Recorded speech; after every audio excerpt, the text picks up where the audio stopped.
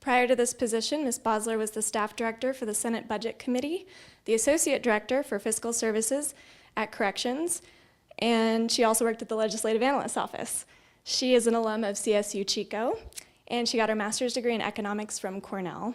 She's an excellent resource for any questions you have before you dive into creating your own budget, so I really hope that you all give her your full attention, and let's welcome her.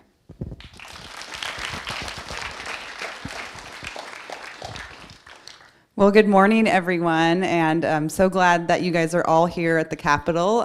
For who of you, is this the first trip to the Capitol here?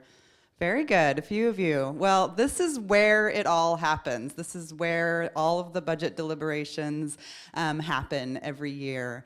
And I'm going to go through in my little talk here the who, what, when, and where of the state budget. But we'll just dispense with the where because it happens here. And the spending of the money happens all over the state, but the allocation of the budget resources, which you're going to have a great opportunity to do with the Next 10 Challenge later this morning, this is where it happens. And it actually happens in some cases in this room. This is an assembly budget committee room, and the budget committee actually meets up here on the dais, the assembly budget committee. I later next year, early next year in 2014, will be sitting right there at the table presenting the governor's budget to the Assembly Budget Committee. So you're right where it happens. I'm going to start off with, it was really interesting to see this quote in your class discussion questions. Don't tell me what you value, show me your budget, and I'll tell you what you value. And I think this is really important, because how many of you just right now think budget is just math? Nobody? A couple of people, okay. Well, it's a lot more than math. It's really, really an expression of policies and values of all the people that have to come together to compromise to put together a budget. So it's a big thing that happens every year, and it does happen every year. Another term you may have heard in the past is put your money where your mouth is. And so there's a lot of people talking about how different things should happen, but then if you look at the actual budget for things, you may not see the reflection of what people want to do. So the money is a really important piece of it. So I'm going to start with the who. Got a little introduction of what I've done. But I have to say, when I was your age, I really had no sense of public policy and what the big world of public policy was. And so it's really great that you're getting this exposure now. But once I finished graduate school and came out here and started at the Legislative Analyst's Office, which is a really fascinating office in state government. It's unique. Not every state has one. It's a nonpartisan office. They give recommendations to the state legislature, the entire state legislature, Republicans, Democrats, independents, and they give nonpartisan advice. And they mainly work on the state budget. In a prior life, they also spent a lot of time on the policy bills as well, but there was a voter initiative that cut the entire legislature's budget in half, and their office got reduced significantly. But they still provide really valuable advice, and it was a really neat place to start out my career in public policy and really get hooked. Because everything that you get to work on in the budget world is things that impact people's lives, including everyone here who's in public school. So it's a really interesting thing to be working on things that actually relate to real life. So the main players in the budget dance, as I will call it, are the governor, who's my boss, and the governor's Department of Finance. And so I'm the Chief Deputy Director of Budget now for the Department of Finance. This is an organization with about 100 budget analysts, but then also a lot of other auditors and other staff that supports and prepares the budget annually for the governor to submit to the legislature. So already got through the first branch of government, the administrative branch of government. Now we're on to the legislature. So the legislature receives the governor's budget in January every year, and they then work through and hold many public hearings and hear lots of points of view, and in some cases tear the governor's budget apart, and some other times, they laud it. So it depends on what their priorities and what their values are and how they align with the governor's. There's lots of public hearings, and the legislature, as well as the committees, the budget committees in both houses, the Assembly Budget Committee and the Senate Budget Committee, and the staff on those committees, and then the staff in the leadership offices and the pro tem. I think there's a staff person here from the pro tem's office today. She's back in the back there. And then also the staff people from the speaker's office. So those are all the key players in the legislative arena.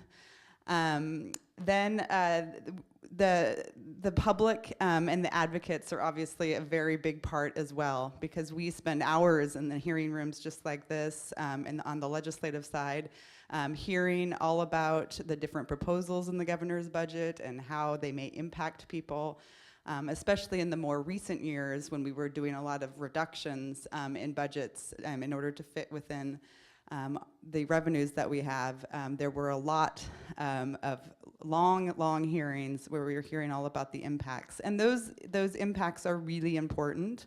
Or the public input is really important here in this process, and the legislative process is the main place that the public interacts with what the budget will be in the end. So. They are also a big player. I didn't cover the third branch of government, which is the courts.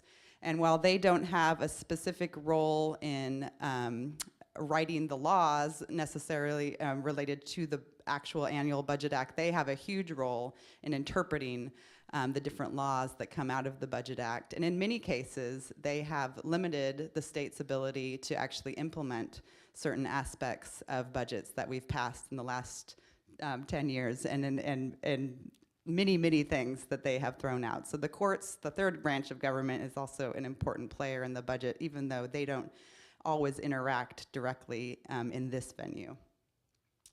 So that's pretty much the who. Now I'm going to move on to the what. So what is the budget? And you guys are going to get a really interactive view of the budget and the trade-offs when you're building a budget. But the state of California has a budget of about $96 billion, and that's just the state budget. So there are also a large number of federal expenditures, which you probably have seen over the last month, quite a bit of news about the federal government and the budget and the shutdown. So that is a whole other budget. and we do have federal monies that come through our state budget, but they are not the $96 billion. The $96 billion is the proceeds of our state income tax, our state sales tax, and also our state corporation tax. Those are the three big taxes that we receive and support the state budget. Overall, though, we have, that's the general fund, and that's where all of the drama and the arguments are usually over, is the general fund. We also have many special funds, and if you combine the general fund with the special funds, we have about $145 billion in budget. $145 billion budget. The special funds are specific fees that you may pay, for example, when you go to a state park, or other fees if you're a company that has water discharge and there needs to be a regulatory fee.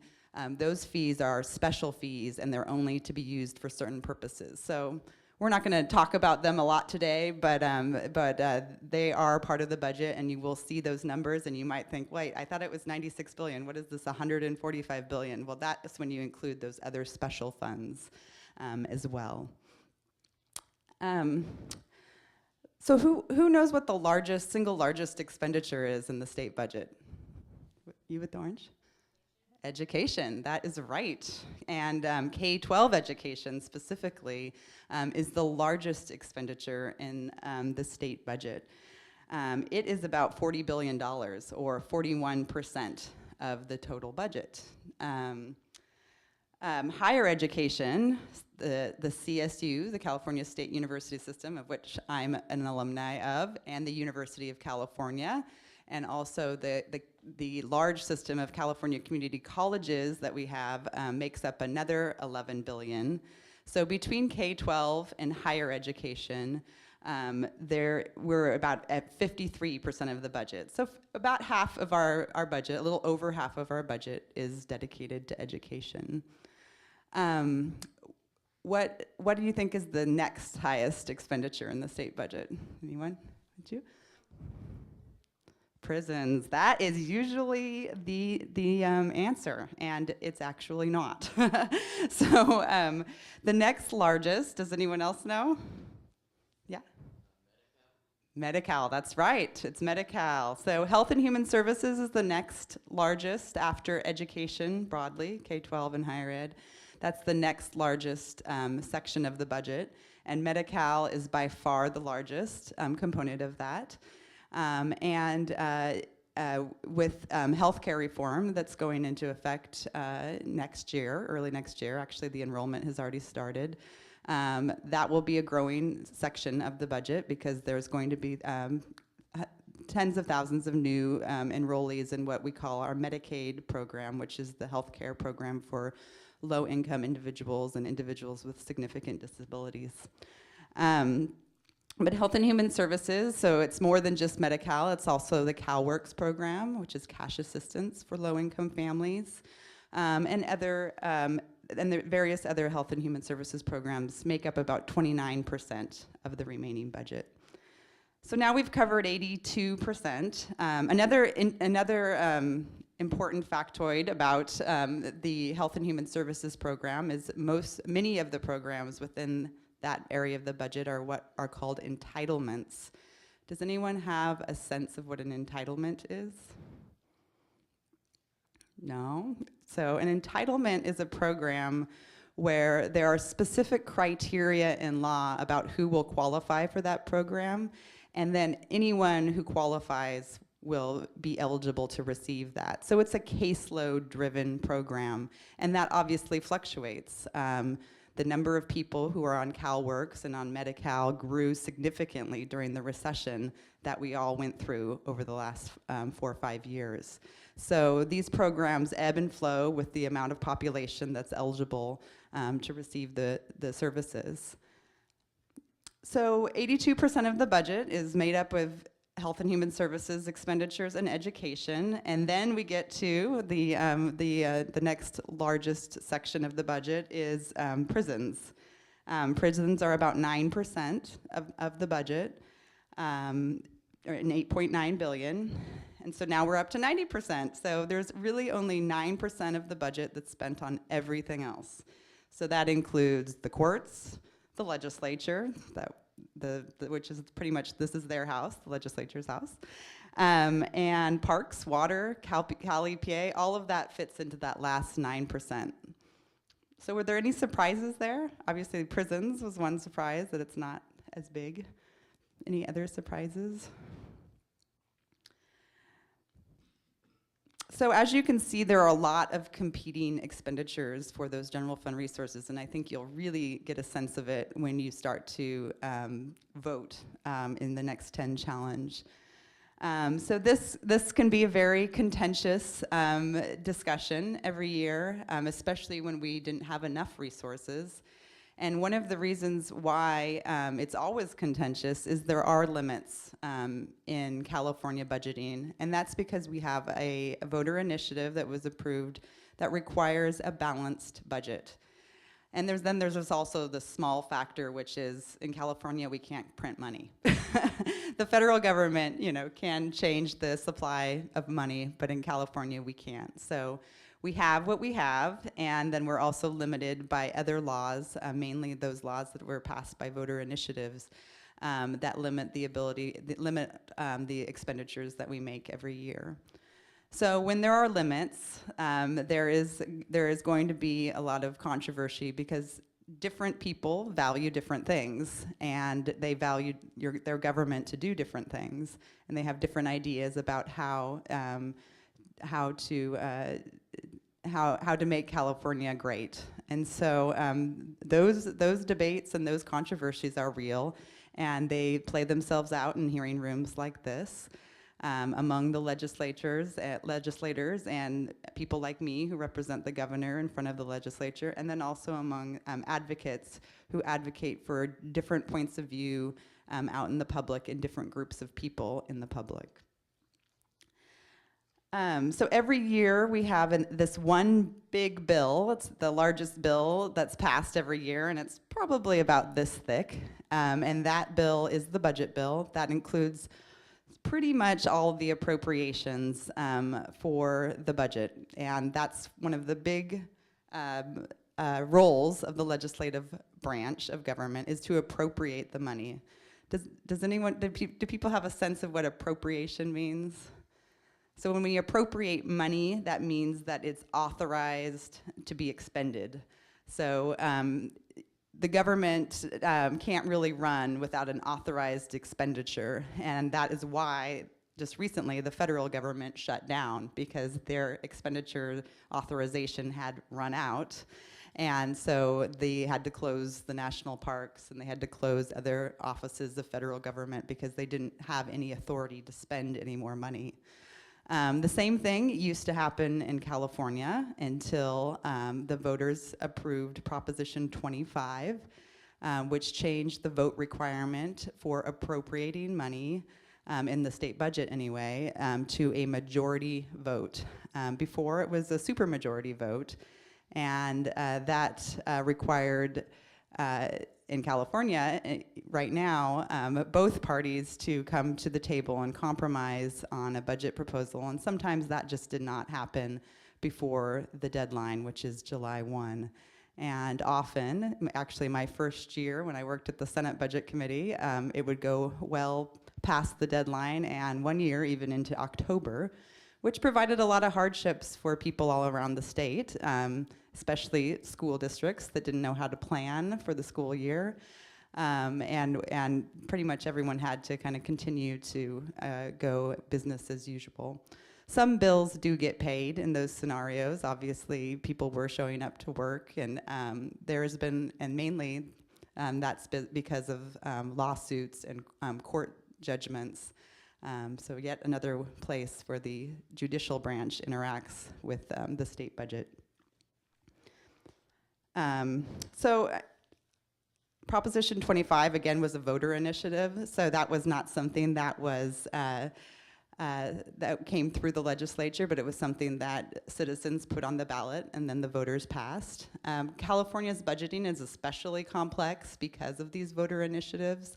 Another very important one is Proposition 98, and it governs the amount of money that annually goes to the K-14 schools, so K-12 schools and community colleges.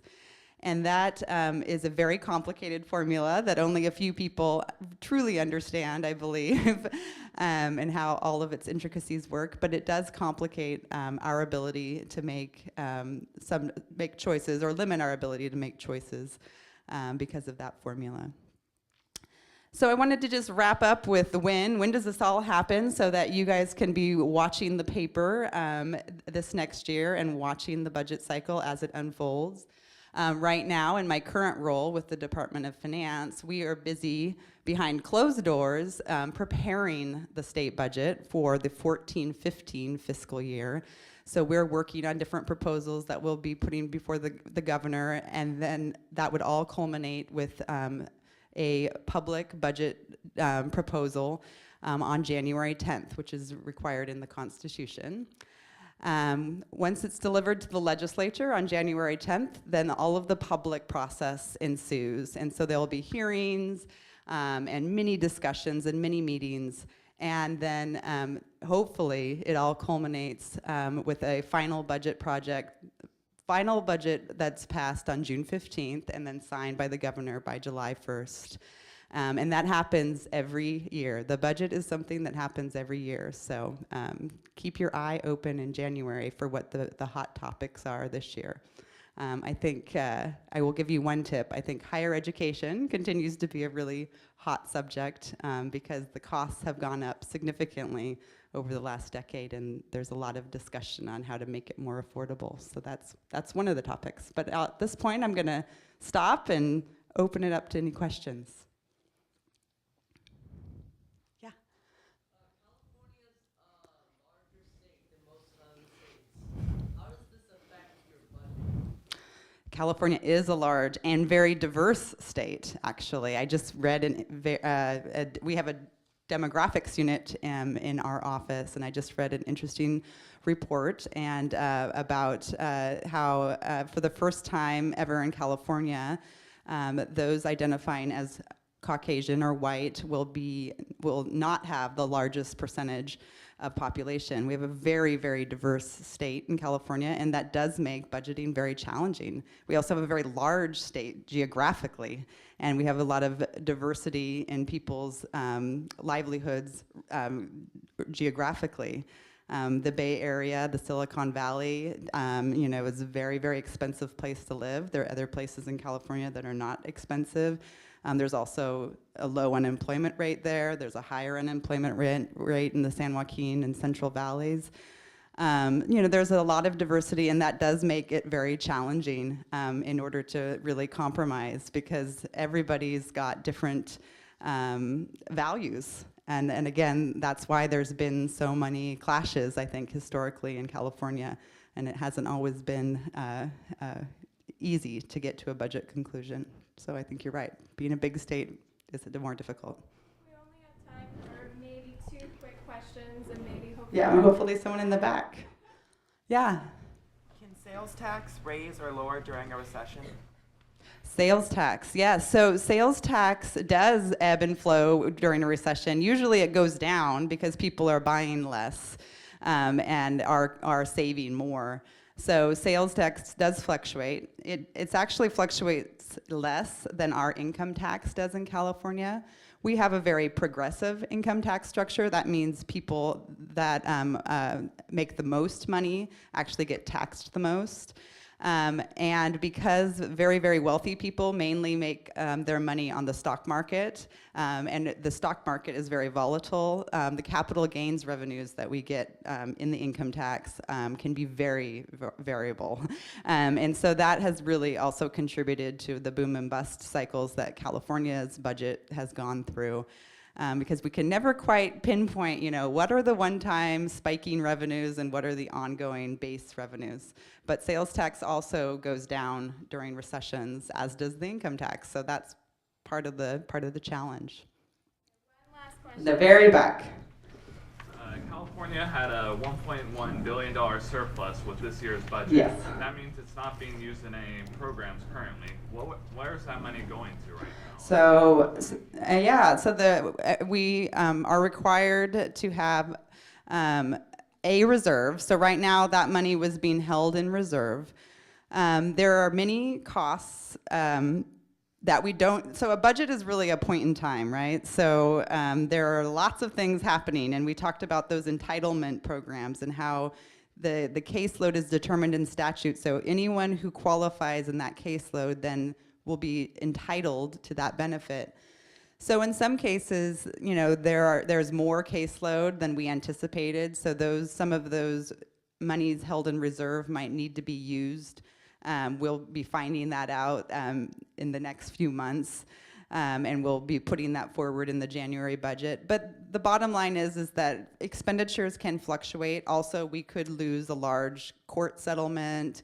There are other unanticipated expenses that can occur that we will need those monies. For example, the rim fire that happened up in the Yosemite area, that was a large and expensive fire to fight. We don't fight those fires every year, but that's the kind of expenditure that we need to have those reserve funds available so that we can cover those costs. Is that it? All right. Well, thank you guys very much, and I hope you have a great day at the Capitol. All right. right, so Sarah from Next 10 is going to come up now, and I'm going to let her go ahead and just introduce herself. We are going to start passing out some clickers. They're called instant response clickers. Everybody should be able to have one. We should have enough. If yours is flashing a low battery or something like that, raise your hand and let us know. The way this is going to work is we have a second microphone. So if you have a question or if you're talking and you need the microphone, raise your hand really high so I can see you, and then I'll come out and we'll hand it to you. Sound good? Are you guys ready? Are you pumped? Can I see some energy? There we go. All right. Sarah. Good morning, everybody. Morning. My name is Sarah Henry, and I work for a small little nonprofit organization called Next 10. We are in San Francisco, and we've been working for the last 10 years on educating Californians about the state budget and other critical issues that affect our state. And so with educating on the state budget, one of the things we did many years ago is we created an online tool called the California Budget Challenge. So you go online to budgetchallenge.org and you make your own spending decisions, your own revenue decisions. You basically build the budget for the state of California, and then you can actually interact with your lawmakers, tell them what you think, you can send it to friends and family, that kind of thing. So in addition to having the online tool, which is great for you to sit down and solve all of the state's problems just right at your desk, we also facilitate presentations like this.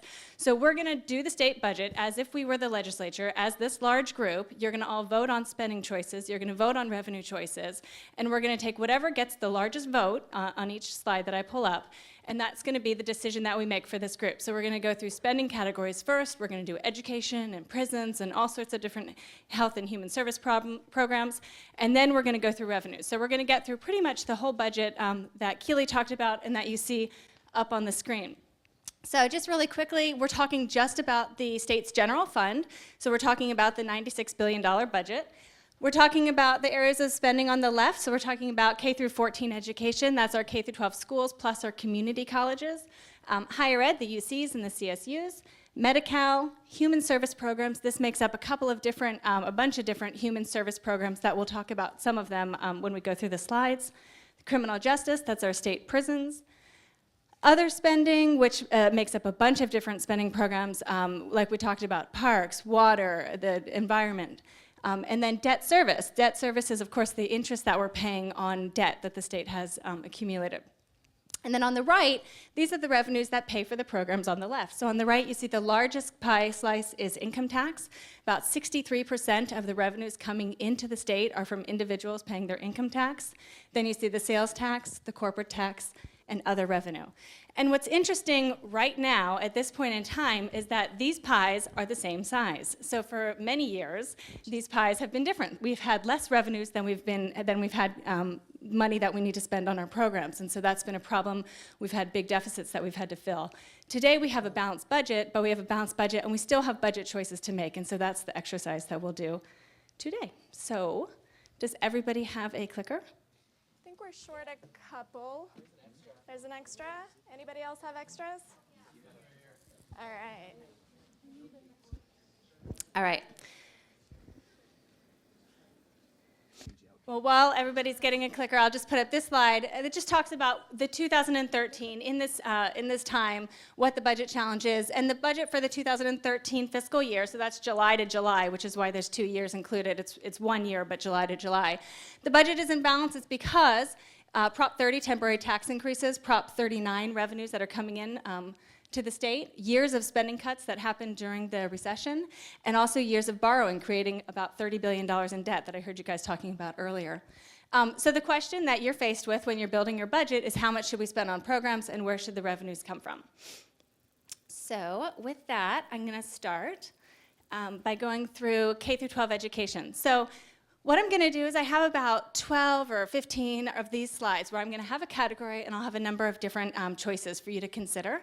So I'll read them and then I want to answer questions, and I also want to hear from you, and especially from some of the different schools that are here, what you think everybody should vote for. Because remember, we're going to go with whatever gets the most votes. So if 2 or 3 or 4, whatever gets the most votes, that's what we're going with. So I want to hear from people that feel strongly about these choices so that you can try to get the vote that you desire. So with K through 12 education, the question here, we're talking about how much should California spend. We've been spending below the national average for about 30 years now in California. Your choices, your first choice, and that's going to be the same for every category, is kind of keep doing what we're doing. It's your status quo or your no change choice.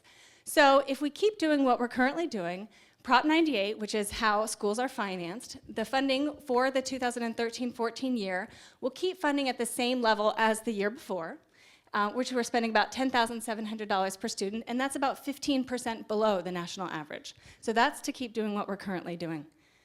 The second choice, cut spending by $4 billion, your spending's 21% below the national average. The third choice, increases spending by $3 billion. So here, with an increase in spending, schools can reduce class sizes, they can restore music, physical fitness, other programs. And then the fourth choice, increases spending by $11.4 billion, so it's a big spending increase, and that's what it takes to equal the national average. So you have 4 choices, and I would love to hear from you about what you think would be the best choice for the state of California, both considering the fact that we're starting with a balanced budget, we want to end with a balanced budget, but you want to make choices in spending and revenues that are going to be the best for California's future. So who wants to go first? How about somebody from Lodi High? Where's Lodi? What do you guys think? Spend more? Spend less?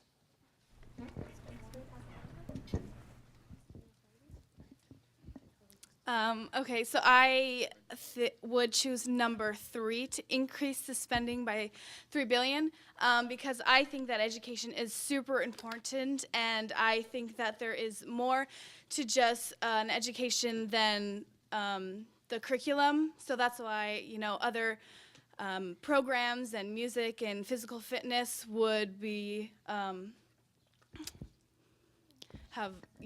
there would be more of it basically for students, and because the students are the people who are going to be carrying on what happens in California and the country basically, so I think it is very important. Excellent. Anybody else think something differently? So she wants to increase spending by $3 billion on our schools. Does anybody else want to increase spending more, cut, or just keep things the same? Yeah, in the back. Should have worn my tennis shoes.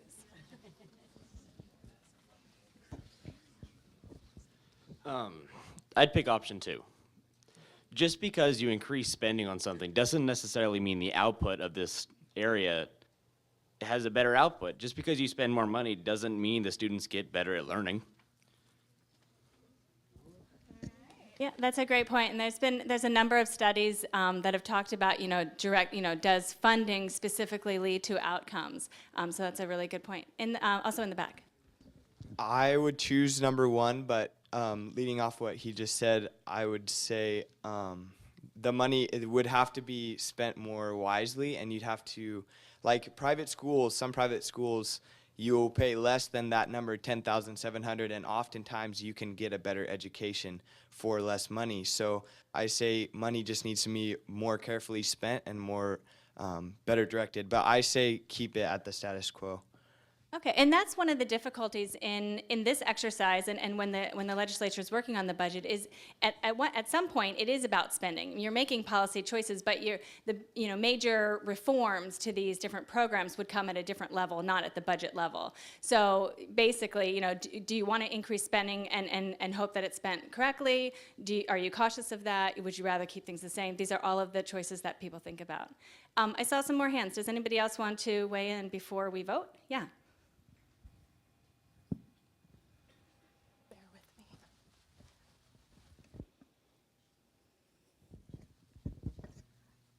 I personally would choose number 4 because I believe that a lot of other difficulties and problems stem from the lack of education. So I think that if you give everyone the tools that they need to have a full education, then a lot of other problems will be reduced, and those certain types of spending would also be reduced, and that would all contribute to an overall better society.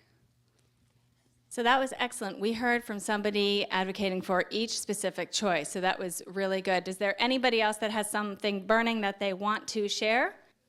Okay, let's go ahead and vote. So we have 4 choices to consider. You have your clickers. Whatever you want to vote for, you'll press that button on your clicker. You don't have to press it any way. You can only, press it once, press it twice. The last vote that registers when the timer goes off is what counts. So you do only get 1 vote per clicker. So 1 is to not make any changes, 2 is a cut of $4 billion, 3 increases spending by $3 billion, and 4 increases spending by $11.4 billion. So please go ahead and vote now. If you haven't already, you can vote at any time. Whenever you know what you're going to vote for, you can go ahead and make your choice at that time. And then our timer's gone off. And we have a strong support, not a 2/3 majority support, but strong support for number 3, which creates a deficit. So we're creating a hole of $3 billion to start with. But again, as I told you, we're going to go through a bunch of different spending categories first, and then we're going to go through a bunch of revenue. So that was K through 12 education, the largest area of spending in the state budget. Now we're going to talk about community colleges, and we're going to have a similar choice that we're going to face, because we're talking here about how much should we spend. So what level of funding and fees should community colleges have? The no change, or the status quo choice, says that funding for community colleges will increase slightly under Prop 98, which also sets funding for K through 12 schools and community colleges. Funding, we're going to spend about $5,650 per student. Fees are about $46 per unit. Now, fees 2 years ago were $26 per unit, but those increased first to $36 and then to $46 per unit. So that's where they're at currently. Currently, the $46 per unit is still far below the national average. National average is about $100 per unit. The second choice reduces spending by $400 million, so it's a cut. You're going to increase fees up to $65 per unit, and you're also going to lower per student funding down to $5,390.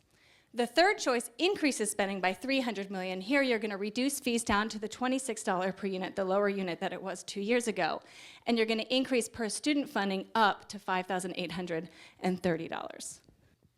So very straightforward choices. You're either not going to make a change, you're going to cut a little, or you're going to increase a little. What do you think? Yes? Okay, so I would advocate for number 3, because I think community colleges are something that are really undervalued in our society. I know they're hurting right now a lot. And I think they're a really good opportunity for people who can't afford a 4-year college, and it's also a really good alternative to people who maybe haven't done as well in the K through 12 education system as they may have wanted to or could have. I think it's really beneficial towards our society. Great point. Okay, so we have another comment here.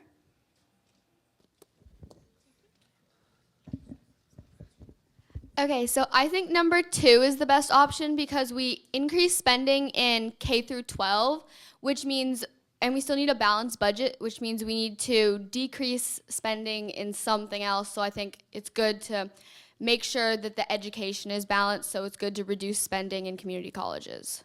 Okay, great point. And then I saw there's a third comment there. Yeah.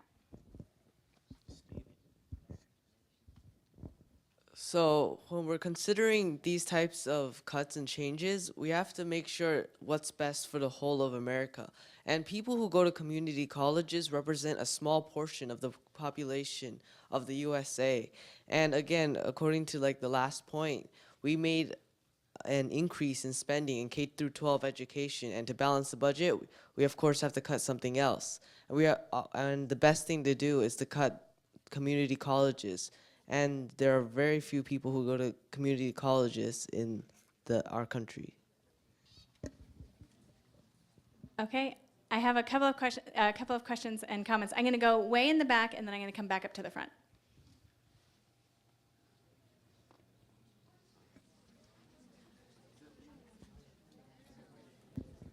Okay, I would go for number 2, because right now we have up to, in some community colleges, up to like a 65% dropout rate, which is huge. And so I think if people are made to pay a little bit more per unit, that they would value that education a little bit more. Because right now it's like, oh, I don't really need to get an A in this class or whatever. I could just take it again because it was, $40.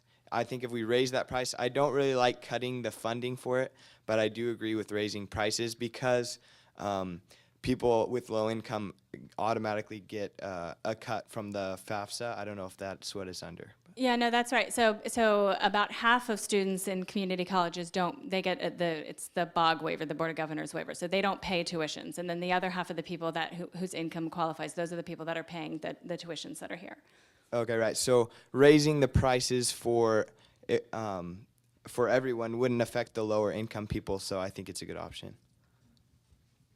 Okay, so we've heard from 3 cuts in a row. Anybody for no change or, yeah, okay, so here, hold on one second, we'll get the mic to you. Right behind you. All right, so I'd like to vote for the option number 1 because I feel that community colleges, as they may not be as important as like a university or a very popular private college, that they still provide low-income students with a way to receive a college education without having to spend the $40,000 that it takes to go to like a four-year college. I think I don't think that you would. I'm not saying that we need to make a huge increase in community colleges because as they are important, like we said, we had made a big increase in K-12 education, which is also very important. But I don't think we need to cut $400 million from it because by like taking away the funds for these colleges, you're just discouraging kids to even go to college because then that means they have to pay more. And if they don't have that money, then they're just going to stick with the high school education that they received when they could, because they might be very intelligent, but if they can't afford to go to college, then they're just not going to go. So.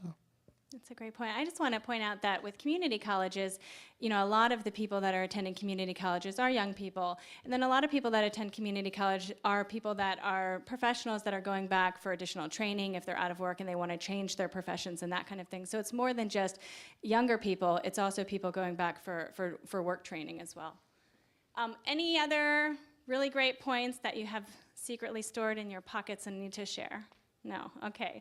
All right, so let's go ahead and vote on community colleges. So we're either going to keep things the same with 1, we're going to cut spending $400 million with 2, or we're going to increase spending by $300 million with 3. So go ahead and vote on community colleges.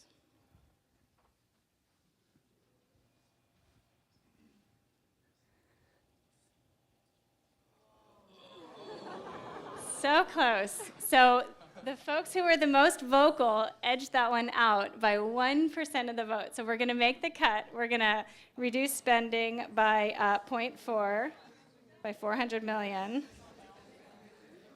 And we're going to move on to UC and CSU. So now you can see how powerful your comments are. So hopefully we'll get some great comments as we go through. So UC and CSU is our next category. What level of support should the state provide for all of the University of California schools and for all of the CSU schools? Number 1 is the status quo. This is the no change choice, so we're not going to increase or reduce support. And if the budget doesn't increase funding for the UCs and the CSUs, tuitions would raise. They'd raise by between 6 and 9%. That's number 1. Number 2 is to cut spending by $250 million. It would mean larger tuition increases of around 8 to 11%. Number 3, increase spending by $250 million. So this would allow the UC and the CSU systems to freeze tuition. So there'd be no tuition increases if you spent the additional $250 million. Number 4, increases spending by $300 million. So here you're providing scholarships to cover 10 to 40% of the fees for middle income UC and CSU students.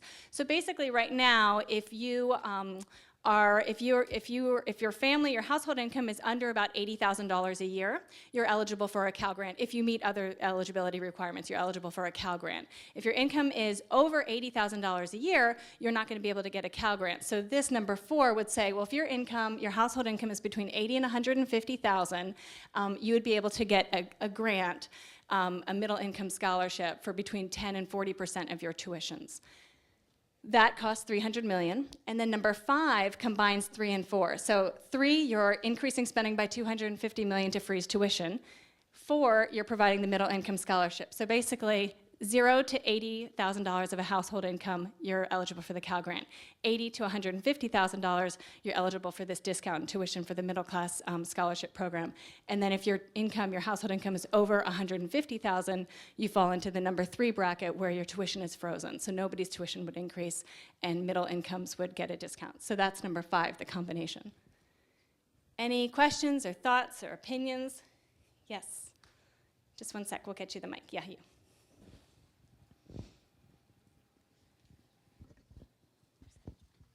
Hello. I would choose number 4 because I don't remember where I read the statistic, but I know that a lot of people who go to college in a certain state tend to stay in that state. And I think that'd be really great if we could increase the money that is given to the CSUs and the UCs so that they can become even better schools than they already are, so more people want to come to them, and therefore we can have a bigger pool to choose from and bring more high earners into our state and increase the workforce and increase the quality of the workforce in our state. Okay, great. We have a bunch of comments, so let's go first there, and then we'll sweep across the front.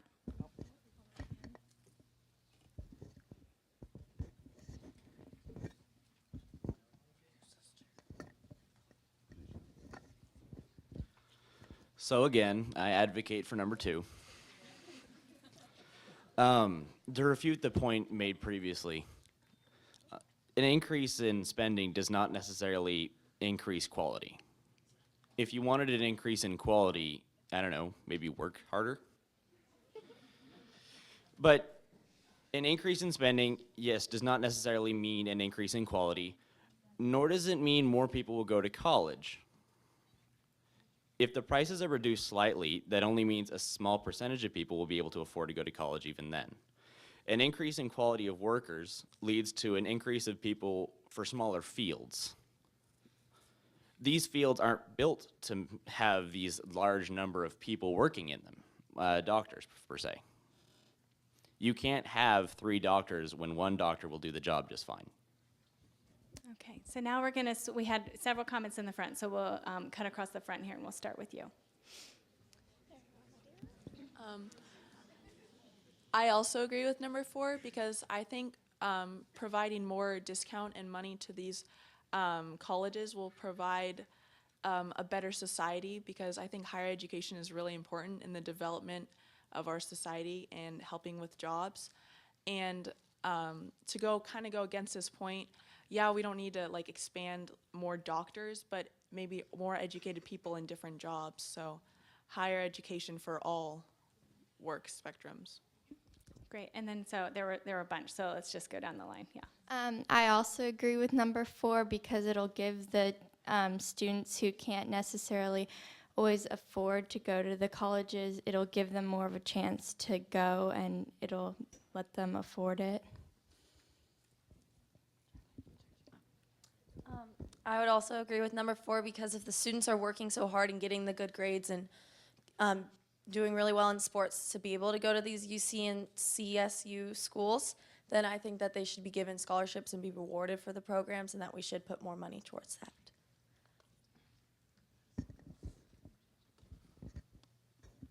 I also agree with number 4 simply because we just freed up all the money, or we freed up $400 million from the community colleges that we can spend for this, so that would allow us to do that.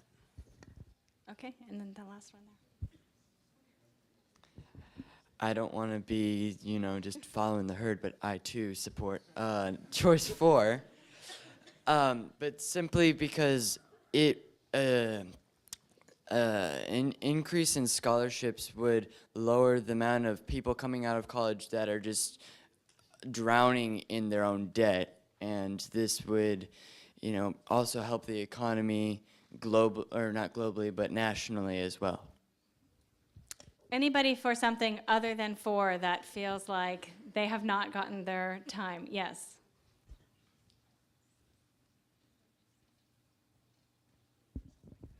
I personally agree with number 3 because the issue with number 4 is it's not freezing tuition rates, and tuition rates are already at record highs, and they're just going to keep increasing unless they are frozen. So I feel that as opposed to giving specific kids scholarships, and while they get a free ride, everyone else still has to pay the increasing tuition rates, I feel like it should be just kind of an equal lowering of the costs. Yep. So number 4 would lower tuitions for the people whose household incomes were under 150. They would get lowered. But for anybody else over, their tuitions would not be frozen, like you said. So that is looking at the different sectors of the population. It definitely, they affect different populations. Anybody else before we vote? Okay, let's go ahead and vote on this one. And again, remember, you can vote anytime you want, and just make sure your vote locks in before that timer expires. Okay, another close one, but we'll go with 4. So we're adding 300 million. And we'll move on. So I have 2 slides that are talking about human services policy options. So Keely talked about health and human services being 29% of the budget. We're going to go through some of the human service programs and talk about what you'd like to do in terms of their spending. For this slide, we're talking about 2 programs. We're talking about CalWORKs, which is the state's welfare to work program for single parents and their kids. And then we're also talking about child care subsidies that are given to working parents that are low income. So should reductions be made to these programs? Number 1 is don't change funding, keep the funding as they are. The programs have been cut significantly over the past couple of years, so keep the funding as it is. Number 2, cut spending by $200 million. You're going to maintain the current earnings level for CalWORKs rather than letting it rise, which is what it's expected to do this month. And then also you're going to eliminate 14,000 of the subsidized childcare slots. That's about 10% of the slots in the program. So that's number 2. It's a cut of $200 million. Number 3 is an increase of $100 million. You're going to provide a 5% increase in CalWORKs grants. That's the cash assistance that's provided to the single parent for their child. That would start March 1st, 2014. And you're also going to restore last year's cuts that were made to the child care programs. Number 4, you're going to increase spending by $1.6 billion. That would restore the last 2 years of cuts that were made to CalWORKs and child care programs. Like I said before, they were cut significantly, so that would restore the last 2 years of cuts that were made. Number 5, you're going to reduce spending by $1.7 billion. There you're going to eliminate the CalWORKs program entirely from the budget. In the back, I have my first one.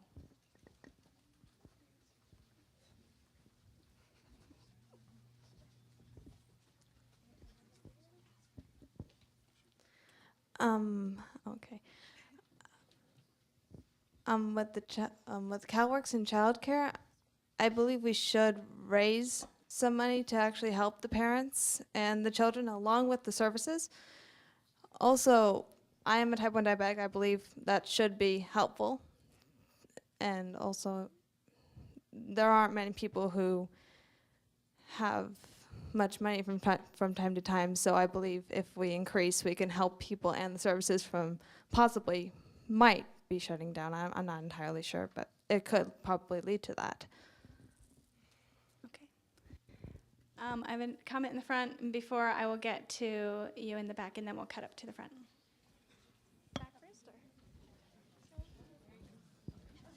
Number 2, again. It's not necessarily callous. It's a good economic decision.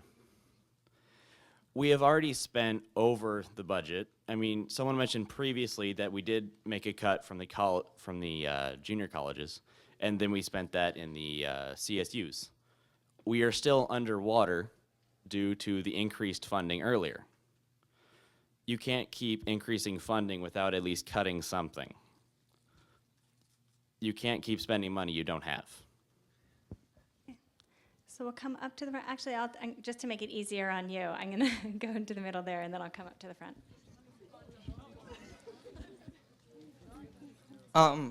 I would say number 5, because if you can't afford a kid, you shouldn't really be having a kid. That's my opinion. Okay. So I'm going to, just to go in order, I'm going to go back into the back, and then we'll come up.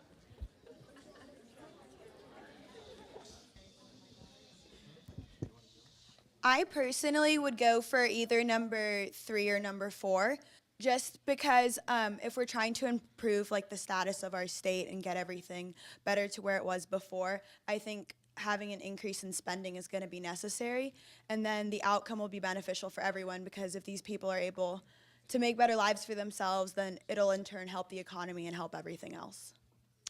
Great. Okay, so now we'll come up to the front, and I'll get my group up here.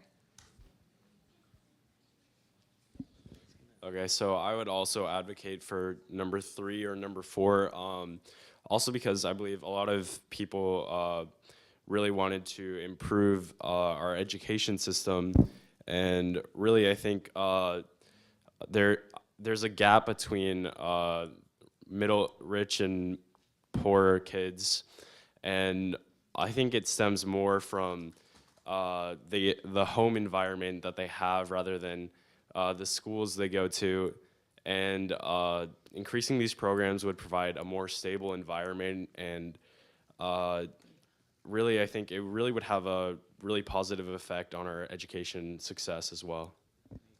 Yeah, and let me just make one point, and I apologize for not making this earlier. With CalWorks, it's a program of temporary support. So it used to be that you had a lifetime limit to be on a welfare type of program like this for 5 years. Over the course of your life, you can go on and off it, but you had a lifetime limit of 5 years. That was cut back to 3 years, and then in last year's budget, it was cut down to 2 years.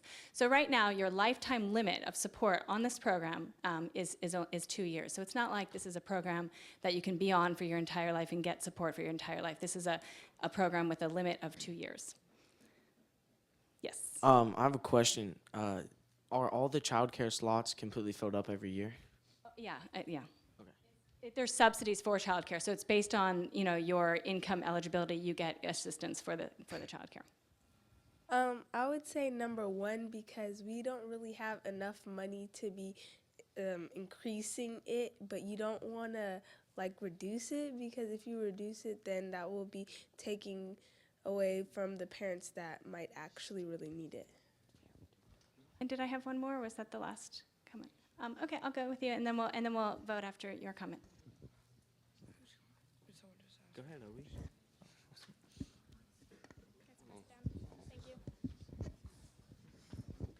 All right, so I believe we should do number 3 because these children are basically tomorrow's criminals. And what I mean by that is that when you're in poverty, there's much more chance that you will go to a life of crime. And we're going to have to prevent this crime in the future. And to do this, we're going to pay much more for our police force and all that. So we might as well prevent the problem before it starts. Educate these children and make sure they make the right decisions. Okay, I'm going to go with the final comment, and I'm just going to go with somebody I haven't heard from before, so I'm going to go with you. And then we're going to vote on CalWorks and childcare subsidies. Okay, well, honestly, I think Elijah, that was you who made that comment, and I think it's number 2, right? Mm-hmm. I go with number 2 because, the past comments, the one that just happened, there's an assumption that poverty has to describe what you're out to be and what you set your life to be. So honestly, there can't be an assumption that if you're going to live in poverty, you're going to go to crime. There's no assumption that if you're rich or middle class, you're going to go to a good school. It's all up to you. So honestly, if we have the opportunity to have it, that's one thing. But for other people to comply and actually want to put the effort in, that's another thing. So I think you should stick to number 2 and just leave, it's not an assumption for it. Okay. All right, so let's go ahead and vote on this one. So again, we'll vote 1 to not make any change. 2 is a cut of $200 million. 3 is an increase of spending of $100 million. 4, you're increasing spending $1.6 billion. 5, you're reducing spending $1.7 billion. And just so you know, based on the choices that we've made to date, we are in the hole about $2.9 billion. So go ahead and please vote on this first slide, Human Services.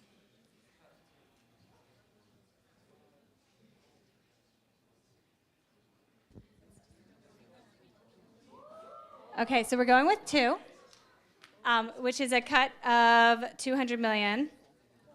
And we're going to go to the next slide, also on the human service category in the budget, but here we're talking about 2 different programs. We're talking about a program called IHSS, it's In-Home Supportive Services. It's a program that brings a care worker into a person's home who is disabled or in need of assistance. This can be a child or somebody that's elderly. Bring somebody into the home to help them live safely in their home. So do things like cooking and laundry, taking people to doctor's appointments, things like that. So depending on your level of need, you're given a certain number of hours hours per week that a caseworker or a care worker comes into your house and helps you live safely in your home. That's in-home supportive services. The other program is services for the developmentally disabled. These are generally regional centers that are put up across the state, and they're places where folks with developmental disabilities, things like severe autism, can go during the day. Again, a safe place for people to go during the day so that they can live in their homes at night. So should reductions be made to either in-home supportive services or services for the developmentally disabled? Number one is no change. We're not gonna change any funding increase or reduce for either program. Number two, you're gonna cut spending $200 million. You're gonna extend a 3.6% cut in service hours. So for the people that are receiving support, again, their service is based on their level of need. So whether they're getting 4 hours or 8 hours or 10 hours a week, it's based on their level of need. This cut, this 3.6% cut in the hours, was across the board. So it's a cut that applies to everybody in the program. And then you're also going to bring back an expired 4.25% cut in provider payments for services for the developmentally disabled. So these are payments that are for the regional centers in general. And what happened because of the cut that was done previously was their hours were more limited. Some of the regional centers had to close, and then you were redirected to other regional centers, that kind of thing. So that's number two, a cut. And then number three, you're going to increase spending by $700 million. And here you're restoring the last 2 years of cuts that were made to both in-home supportive services and the services for the developmentally disabled. And I'll go in the back for my first comment. And just to say, after this, we have one more slide, criminal justice, and that'll end spending, and then we'll get into some revenue choices. Go ahead. With the mentally disabled, I have seen a good chunk of veterans in my lifetime, and I believe people who help them out, just to get through daily life, that is needed. And I have seen veterans with PTSD, almost like also autism, and some diabetic veterans. A lot of them I have seen, especially some that have lost their legs in war. Also some who have gone into flashbacks. I have seen them, and my parents helped them. So I believe, yes, we should help, maybe increase spending or just keep it the same. We should help them, increase the hours or increase the money just to save them, help them. And some families who have them and who go through that, some veterans really, really want to, stay with their family, and when they go back into those certain things, they end up hurting themselves and their family. That's the thing. Okay. And we'll go there.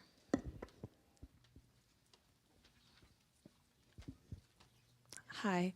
I would go for number one or number three, definitely not number two, because we've given all this money to K through 12. That's basically why we're in the hole, because we gave all this money, and also to UC systems.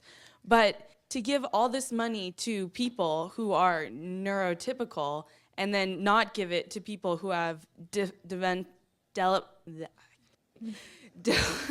developmental disabilities is just completely unfair. We're ignoring this whole entire group of people who might not fit into our definitions of normal, and we're basically reducing their quality of life just so we can help our quality of life. And I'm not saying that we shouldn't have done K through 12 increases or UC increases, because that's definitely important, but we shouldn't just ignore other people in order to do those as well. And definitely in-home supported services too, because these people really need help. And if they really, really need help, we should at least give them some form of help rather than making their lives harder than they actually are right now. And just to, as we're making our way, who was the next comment? I think it was, I'll cut around and then I'll come to the back, but okay, so we'll come back to the front. In terms of the IHSS, I mean, these are people that need support in order to live safely in their home. If they don't have that as an option, where are they going to go? Well, they're going to go to institutions and places like that. Those are funded, that'll be paid for through Medi-Cal. So essentially, the state is paying for it one way or the other. It's, what is the, where should the state pay for it? And of course, being in an institution costs much more than providing service hours for somebody at home. So in the front here we had, yeah. I have a question and a comment, but first, so would choosing number 3 help restore places for people who are so severely mentally disabled that they've been put onto the streets, like many of the homeless in San Francisco? It's possible. I mean, there were many developmental disability centers whose hours were shortened or that were closed. And so to say, would it help that specific community, I can't say for sure, but it's possible. I mean, when you looked at the cuts that were happening over the last many years, we had deficits of, we started this exercise with the balanced budget. And so the choices are very important. All of the budget choices are very important, but you're starting with a balanced budget. In 2009, we started with a $42 billion deficit. $42 billion in the hole to start with. So where we're at today and where we're at then is a result of the tax increases from Prop 30, but it's also a result of years of cuts. And so that's what these programs have been cut over the last several years. So some of the regional centers closed, some of their hours were shortened, some of the weekly levels of care were reduced, and that's a result of the cuts that have happened. So with number 3, you're restoring the past 2 years of cuts, not the past 8 years, but the past 2 years. Okay, so, I would choose number 3 to increase the rate of help for the elderly and the mentally disabled, for like the first person who made a comment, for veterans who have come back and are suffering from severe mental disabilities, for protecting this nation in the line of duty. I feel like we should help them out in some way. And also for the elderly, because as our medical care is getting better and better, people are living longer, and there's going to be a surplus of elderly people, and we need to help prepare for that. Great, so we're gonna come to a few people in the front here. Okay, I have a question. How many people fall under those 2 categories or use those services in California? Probably 2 million or so of the 38 million Californians. Are they getting proper care from these services, or do we not know? I mean, it depends. It depends on, many people have levels of need that are not able to be met with the funds that are available. So I mean, it's not just about spending money, as we know, but many people aren't getting the care that they need. Many people are able to receive care from family members, and they don't have to be on these services. Not everybody has family members that they can receive care from. So in this case, I think it's a very individualized experience, what people have to go through, and it's difficult to make these kind of budget choices for large programs when you have people with so many different individual experiences. But I've seen and heard from people with developmental disabilities, people that are receiving support from in-home supportive services, and everybody is very different, and their experiences are very different. Where they're coming from is very different, so it's tough. Okay. Up in the front, you had a comment. I haven't.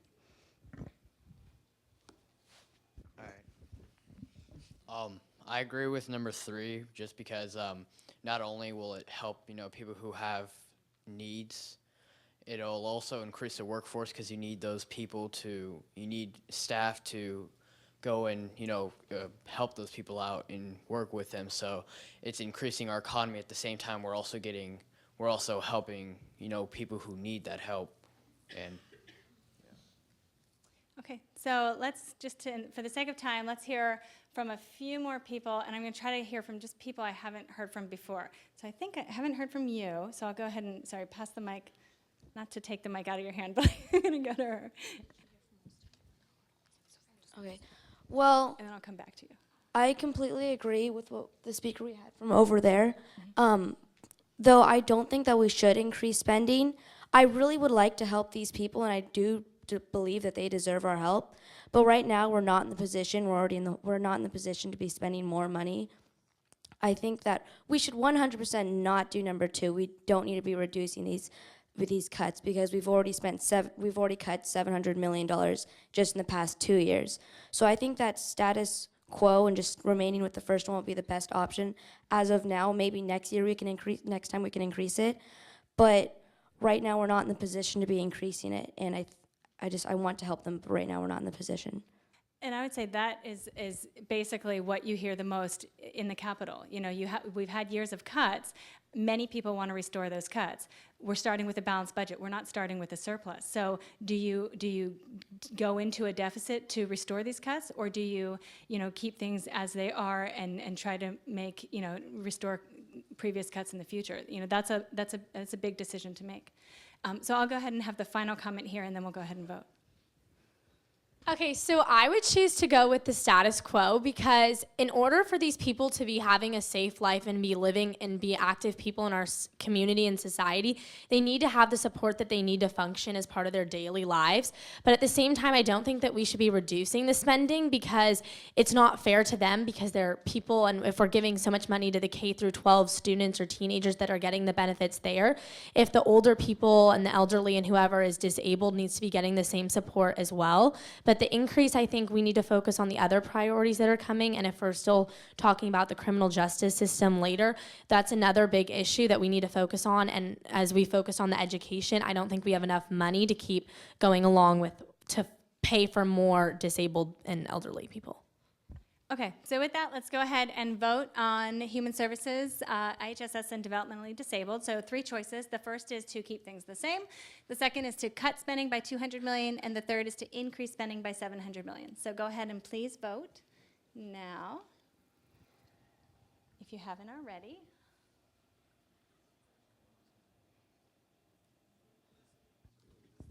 Okay. A strong, more than 2/3 vote for no change, so that's what we're going to go with. And now we're going to do our very last spending policy option, which is criminal justice. So we have a $2.7 billion deficit. Should we change the levels of spending in criminal justice? The first is no, status quo, keep things the same.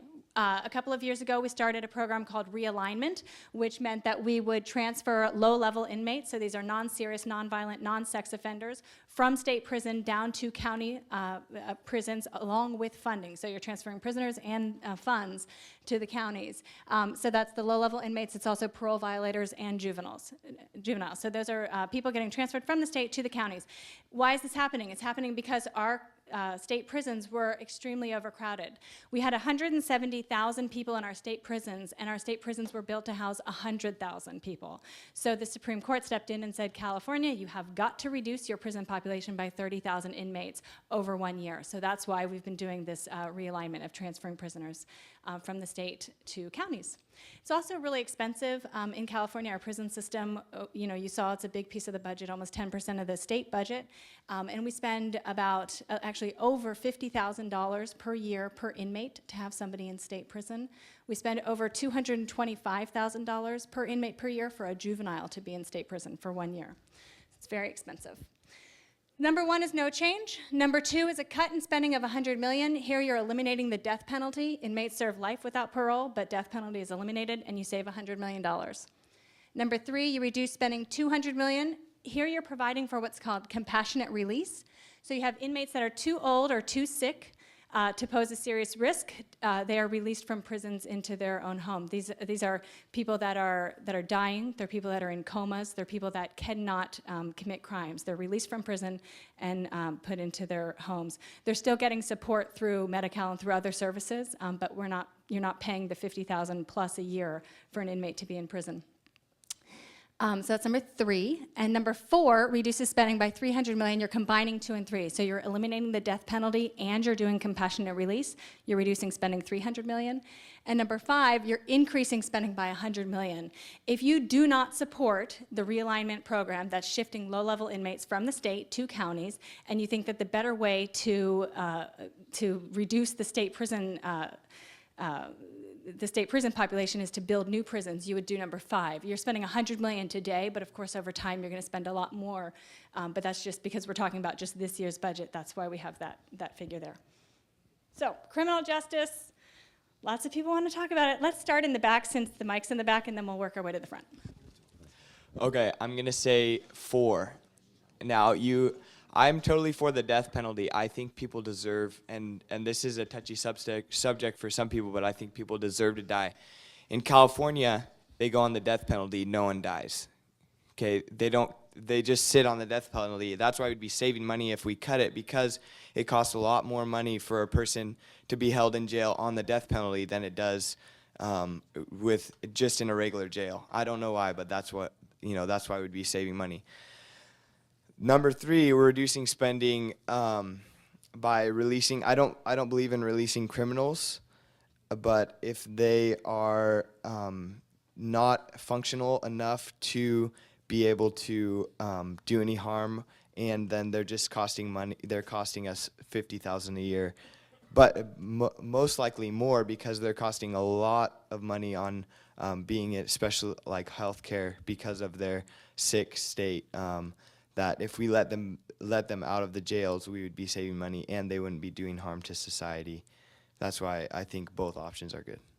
That's a great point about the compassionate release. The 50,000 is an average, and of course the medical is the biggest expense there. So when you have the people that are very sick like that, their costs are much more than the average. I think did you have a comment, or who else in the back as we're coming forward? Okay, yeah.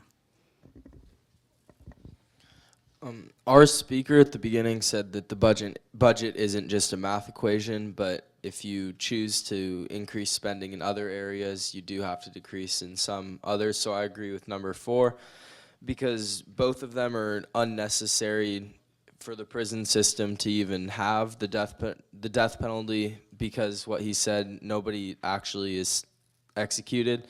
And so it's really the same if they just sit in prison for life without parole, but it is cheaper because you don't have to have the special services provided to those on the death penalty. And to provide compassionate release just seems logical. We're wasting our money taking care of people that can be taken care of outside of prison without threat. Okay, so we'll go over to, if you can pass the mic down. These are great comments, by the way, you guys. Good job.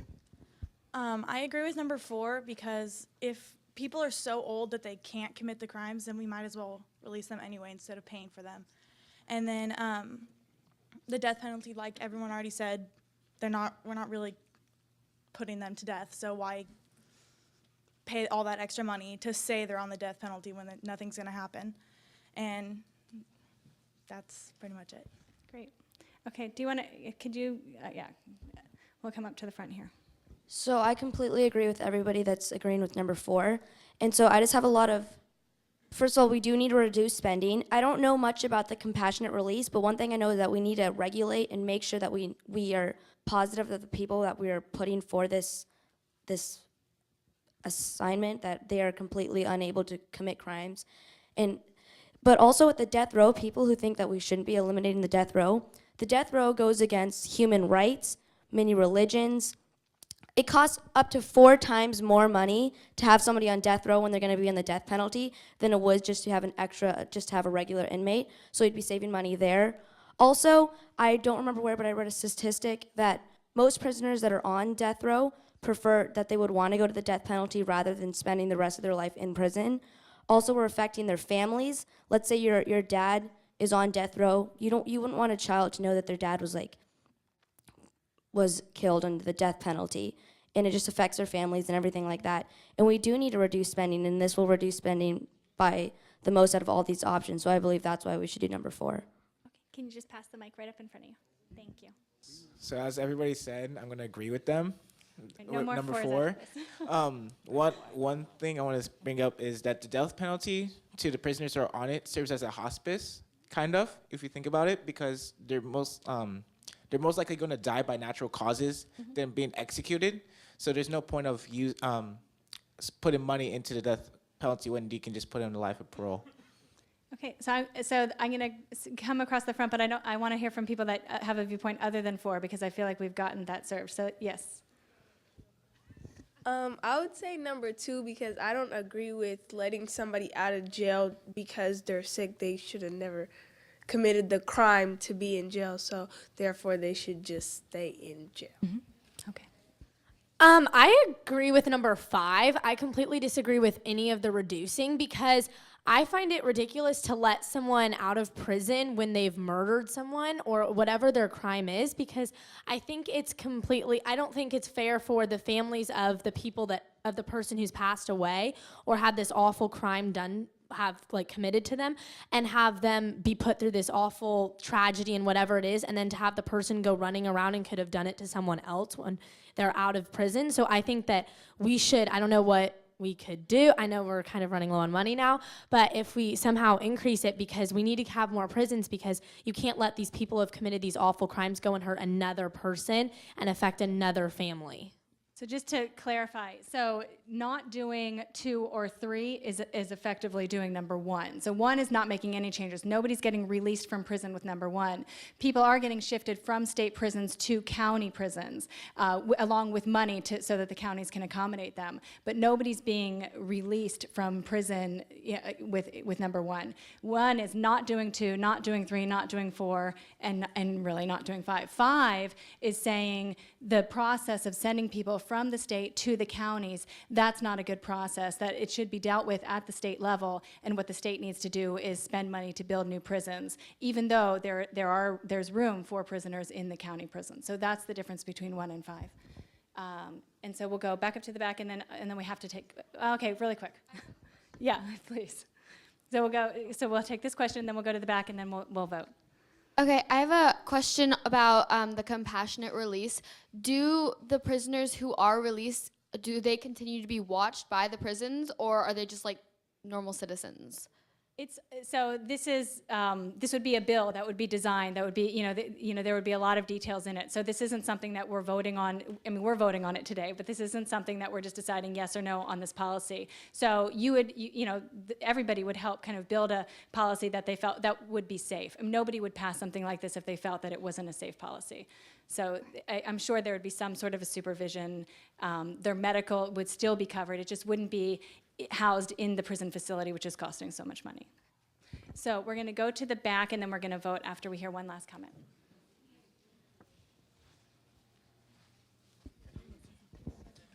Someone mentioned earlier about the death penalty violating the rights of those who are going to be executed.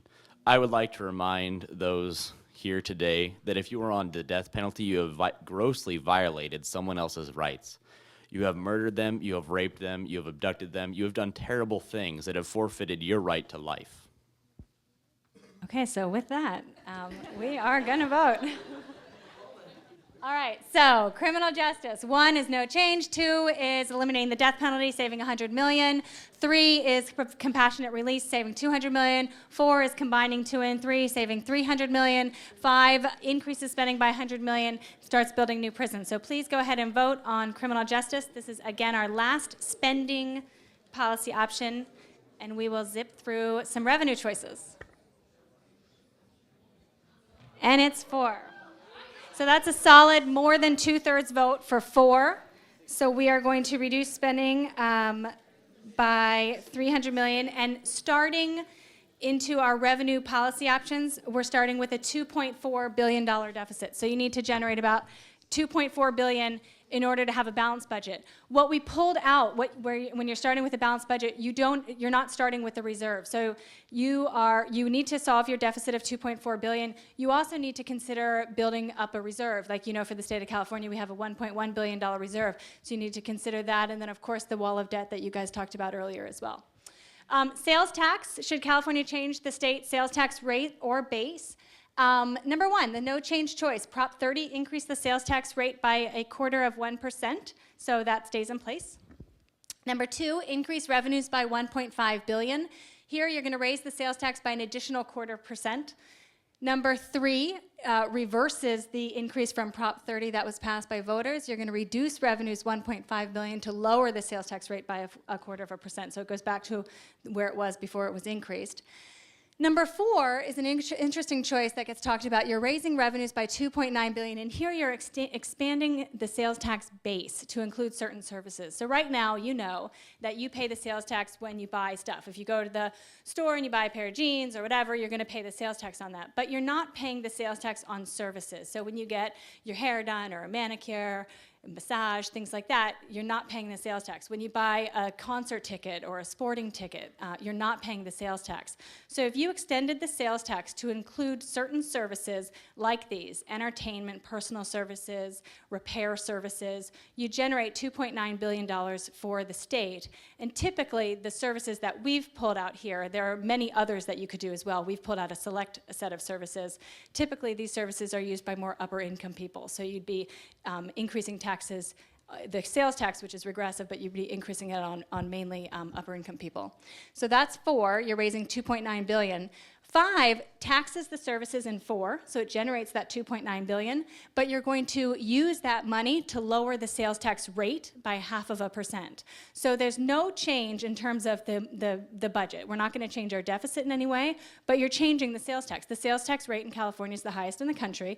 You're changing it. You're lowering the rate by 0.5%, and you're increasing the tax on services, which are used mainly by upper income people. So 5 choices, and we'll start in the back.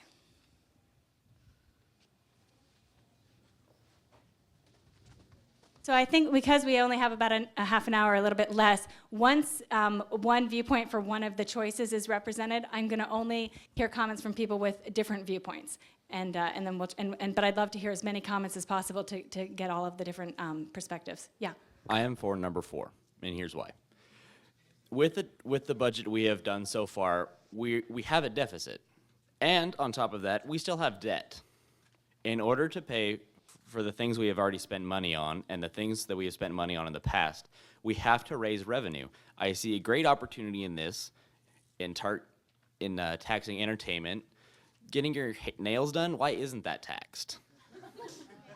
These small, frivolous things are not taxed? I was not aware of this. Okay, so we'll come back up to the front here, right here. Outside this one. I would like to say number 2 because I see a lot of other taxes that we're going to be talking about, so there is more room to make up for the debts and the negative amount of money we have right now. And so I'd say number 2 because with number 4, sales taxes are a flat tax. It affects everybody for the same, or it affects the poor more than it affects the rich. And entertainment, repair, and personal services, I think, like repairing a car, a poor person, that's expensive too already.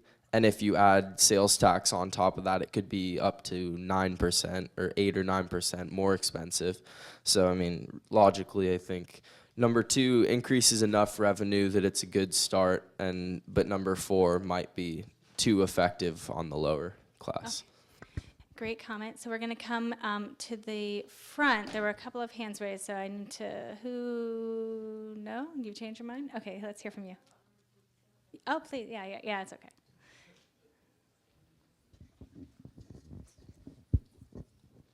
Okay, I would have to agree with number 2 because increasing the tax rate by just an additional 1/4% is really not that much to make a big change where people will become upset or angry with it, but it's kind of our only option right now because we have created a big debt for ourselves. Okay. Anybody else? 1, 3, 4, or 5. Strong opinions on these, or not 4, sorry. 1, 3, or 5. Everybody agrees with 2 and 4? Okay, ready to vote then? All right, let's go ahead and vote on the sales tax. Your deficit is $2.4 billion.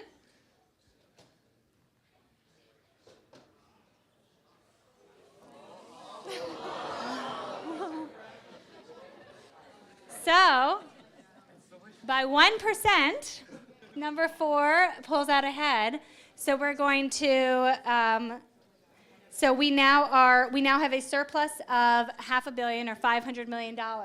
Now again, we have a surplus of $500 million.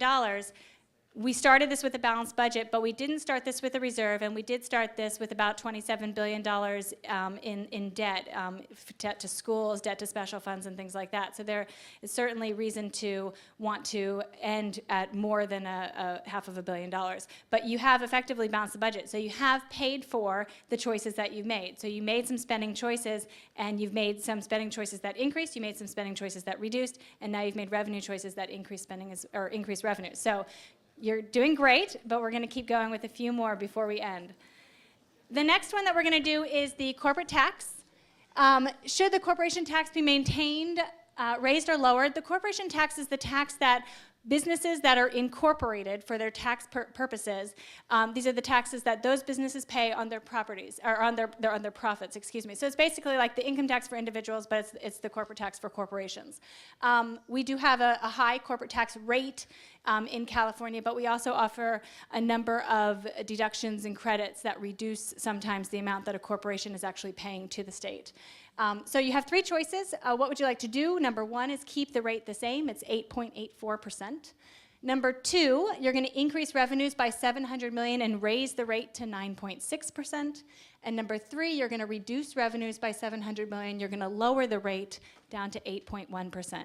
So hopefully we can hear one from 1, 2, and 3. That would be great. So let's start with the person in the back that I haven't heard from. Or no, I guess I've heard from both of you. Well, let's just hear from both of you. I'll go over you. Let's start with you. Oh, actually in the middle, I haven't heard from you. I'd love to hear from you. I'm taking a stance on number 3 because California, we have the 4th highest corporate tax burden in the country, which means that to attract business, it would be necessary to lower this.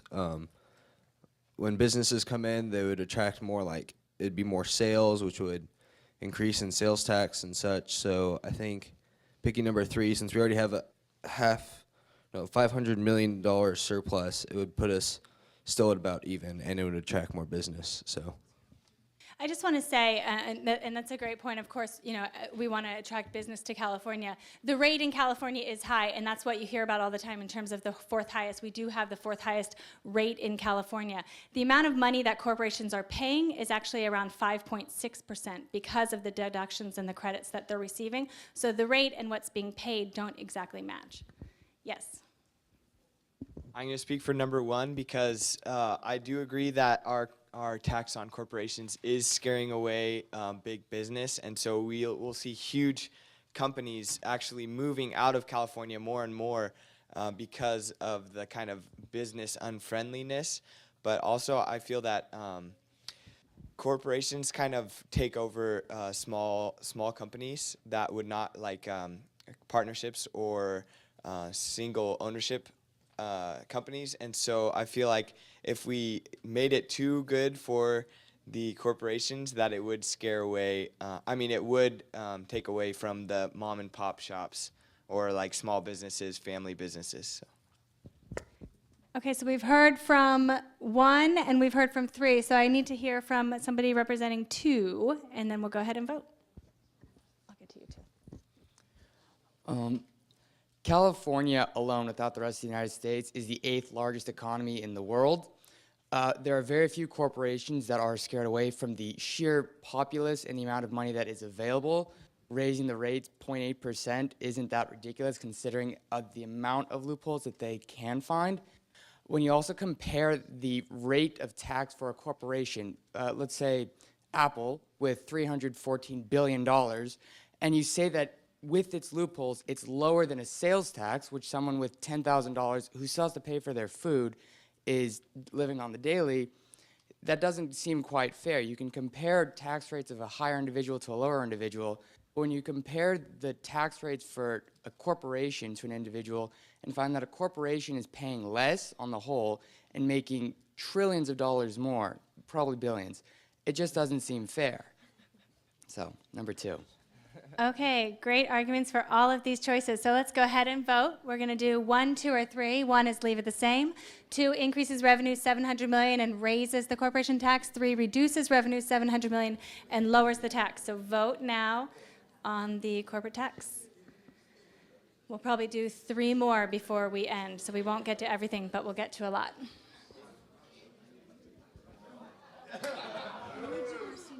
a very split group, first of all. So we're going to go with 2. We're going to add 700 million to our surplus, so we're now at 1.2 billion. And we're going to move to the car tax. So this is the vehicle license fee. So this is the fee when you register your car each year, you're paying your registration fee, and you're also paying the vehicle license fee, which is basically also called a car tax. So what would you like the vehicle license fee to be? The quick history on the vehicle license fee is that for 50 years, the vehicle license fee was 2% of the car's value, and that depreciated over time as the car got less valuable. And then we had the dot-com boom, and we had surpluses in the state. We had 12, 13, $14 billion surpluses. And so when we had those surpluses, spending was increased on programs and tax cuts were given. The vehicle license fee was a tax cut that was given. It was reduced down to 0.65%. Then we had the dot-com bust, and we had deficits like we faced over the last couple of years.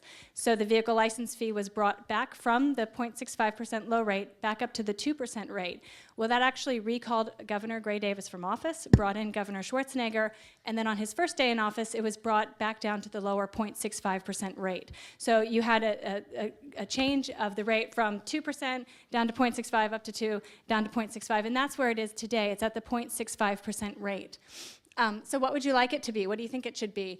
Just in general, the rate at 0.65, it's about, on average, it's about $150 a year. And when it was about 2%, it was on average about $300 a year. So that's what we're talking about for the person that's actually paying to register their car.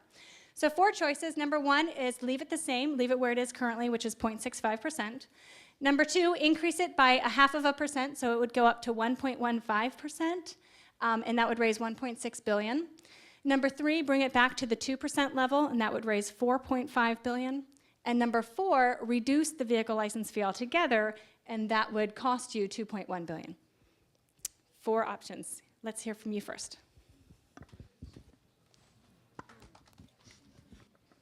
Now, I know this will decrease money that we're going to be bringing in, but I'm going to go with 4. I would like to remind the people here today that when you buy a car, you pay sales tax. When you own a car, you pay the vehicle license registration fee. When you drive the car, you are taxed on your gas every time. Who has less car-efficient vehicles? Generally those with smaller incomes. So you could say that this license registration fee is just another burden on the poor that unnecessarily gets targeted by these higher gas prices. The vehicle license fee is lower. It's based on the value of the car. So if you're poor and you have a very low valued car, your vehicle license fee would be very low. If you're wealthy and you have a high valued car, your vehicle license fee would be higher. You're still paying the gas tax, of course, but that's not the vehicle license fee. No, you're still getting that fee on it. Right, but the fee is based on the value of your car. So if your car is a low valued car, then your fee is going to be a low fee. Right, you're still paying the fee. You're still paying the fee, sure, yeah. Okay, up here in the front. I think it should be number 2 because it's not enough right now paying, but also it's too much paying 2%. Obviously, because I mean, last time we did it, we had to bring in a new governor who brought it back down. So obviously that wouldn't work again. But yeah, I think number 2 would be a smart choice for our economy. And some other hands. It'd be great to hear from you.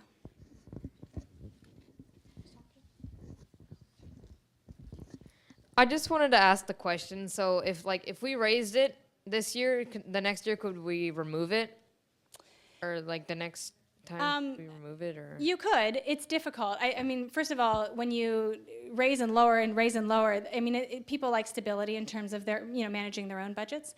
But it's the legislature having to make that change year after year. And so it's usually I think you want to make a decision that you feel is good, for the future in general. That's all I just wanted to. Yeah, but you could. I mean, the legislature could come back the next year and make a change. Absolutely. Okay. Did we have anybody else for any other viewpoints? Yes, we'll hear from you, and then we'll vote.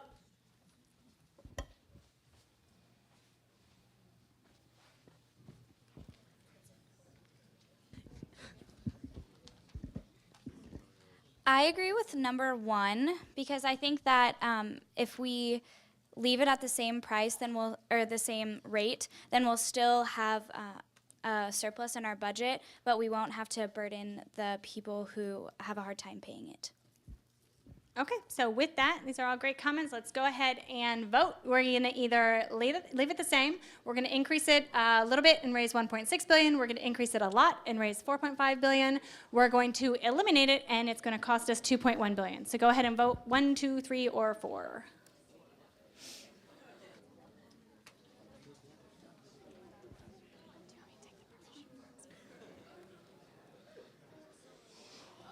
Okay, so we're going with 1. And 1 means that we still do have a surplus of 1.2 billion. So I'm going to now go to property tax, and then after this, I think I'm going to do one more before we close. So property tax. Would you like to change the current property tax system that we have in place? Our property tax is guided under Prop 13, which is a voter passed initiative. It says that the property tax is 1% of the assessed value of the house, and that assessed value changes slightly over the years, but really doesn't change until the property is sold. And so that means that you could have somebody in one house and somebody in another house. The houses have the same value, but if somebody's lived there for 30 years and someone just moved in, they're paying very different property tax rates.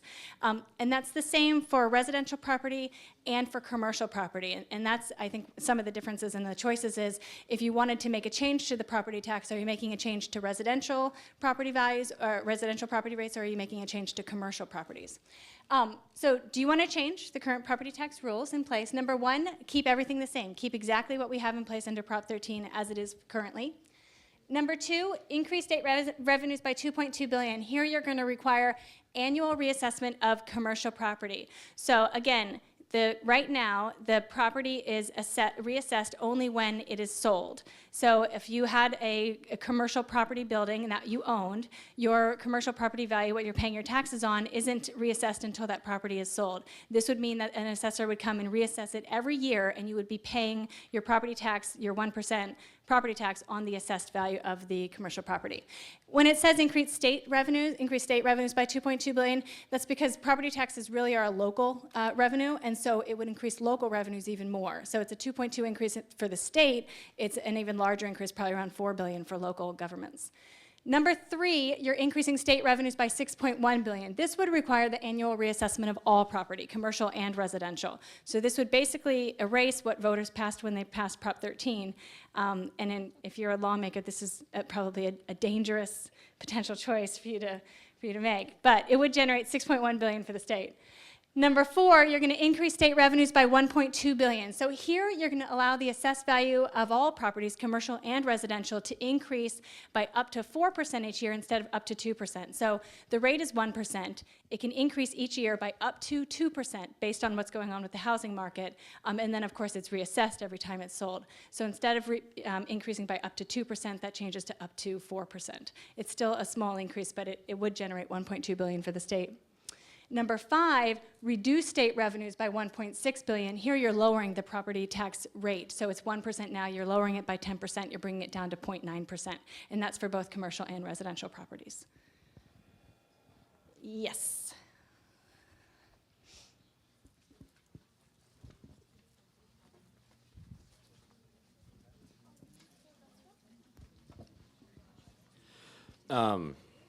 Just as a quick reminder, what is the surplus currently? We're at 1.2 billion. So that's our reserve, essentially. Okay, so I'm going to end up going with number 5. When you increase property tax, you increase what the owner of that house pays. And in the case of people who rent, that means their rents will go up, because when you have an increased cost in maintaining something, you have to recoup that cost somewhere, like we're doing right now in the state budget. We increase spending in other areas, we cut some in others. People who rent sometimes don't think about this. They want to increase the property tax because it's going to, make the people who pay more, who generally own their own houses, pay more. If we reduce it, it should technically cut most rent for renters, and also cut the amount of money paid by those who own the house, hopefully leaving the public with more money in their pocket to make more or to spend more, potentially on things that are taxed. Okay, so now we've heard from number 5. I want to hear 1, 2, 3, or 4. So I guess we'll come up to. And just to say, tax policy, tax rates are so interesting, and you know, I think that it's very difficult to say should you raise or should you lower, and how does it compare to other states? And you know, we have a high income tax rate, we have a high sales tax rate. Well, one of the reasons I think some of our tax rates are high corporate tax rate, is because, for example, our property tax is low. I think we're like the 48th lowest in terms of our property tax rate. But to make up for that, we have to have, you know, these higher tax rates in our other areas of tax. So, yeah. I think we should do choice number 1. And the reason I think we should do that is because gradually, as of right now, our California economy is slowly growing. And we don't want to take any changes that will stop that growth or possibly go to the reverse effect. And and right now, the housing economy right now is booming, especially. So if we make any changes, something might happen that we haven't accounted for or something, and our housing economy might go down. And we should have patience. We should see where this boom goes. Great comments. 2, 3, or 4. Anybody want to take it? All right, well, go in the back. I think we're only do one more after this, so I have deep thoughts. Okay, hi. I would say number 2, but I have some personal limitations about it. So here's where I'm going to decrease my credibility for number 2. I don't think I would pass this, but I would say that it should be non-residential property that is for a corporation, because we've raised corporate tax, but there is still all those loopholes.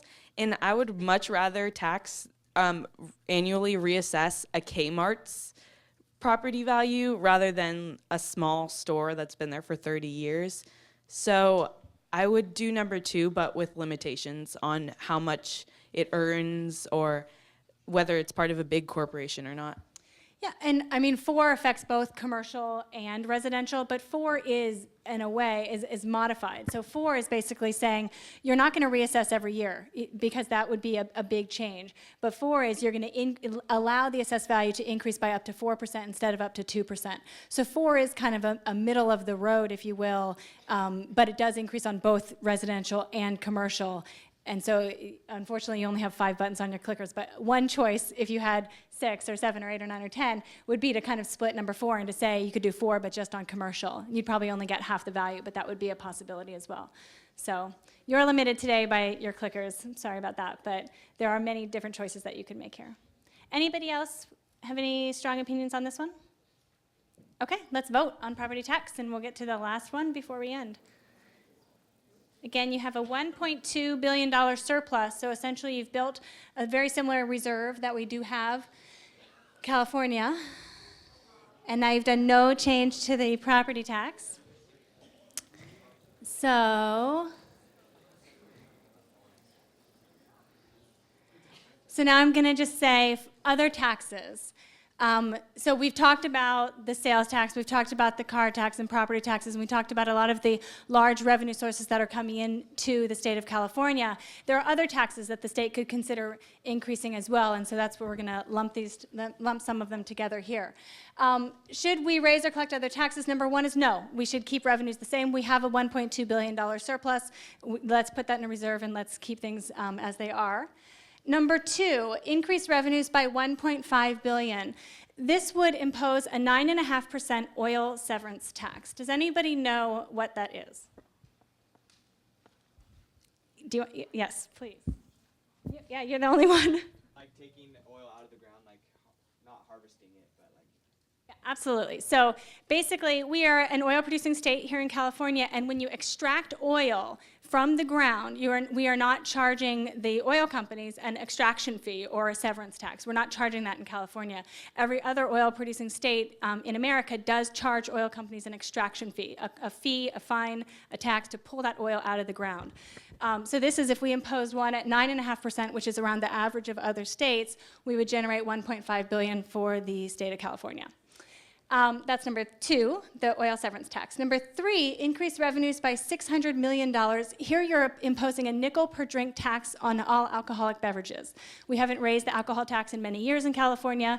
A nickel per drink raises $600 million. Number 4, you're increasing revenues by $700 million. You're raising the cigarette tax by $1 per pack.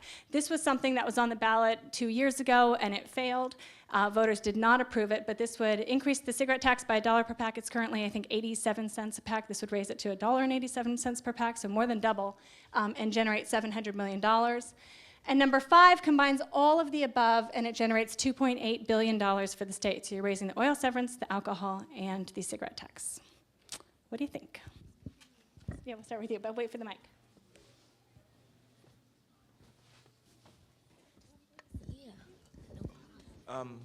We should go for number 5 because they're all sins. Like another name for those are sin taxes, and with sin taxes you could